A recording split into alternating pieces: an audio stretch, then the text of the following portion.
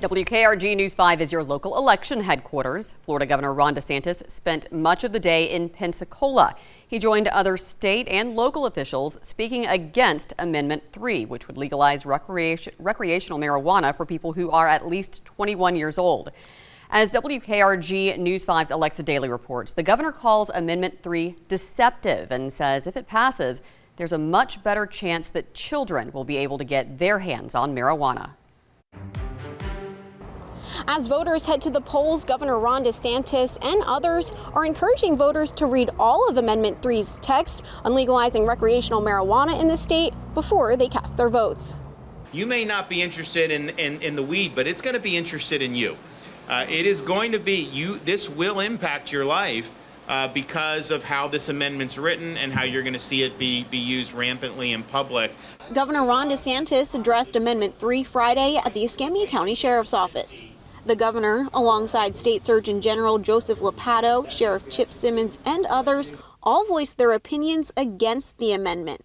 This amendment was written by the CEO of a major marijuana company. And that company has spent over $100 million trying to get this passed in the state of Florida. If the amendment is approved, marijuana would be available only from select dispensaries. Private citizens would not be able to grow it. So the whole purpose of this amendment is to create and protect a certain business model at the expense of what is good policy for the people of Florida. According to the amendment's text, it would keep licensed marijuana entities free of civil or criminal liability under state law. What does that mean? If they sell you defective weed and you have a seizure or something, can you sue them? No. If passed, the amendment would also remove criminal or civil penalties for those who possess and use up to 3 ounces of marijuana. Currently, Governor Ron DeSantis says no one is in prison in Florida for using or possessing personal amounts of marijuana.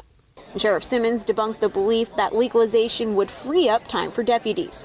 Small marijuana is not a priority here at the Escambia County Sheriff's Office. We do not spend an inordinate amount of time stopping people for marijuana.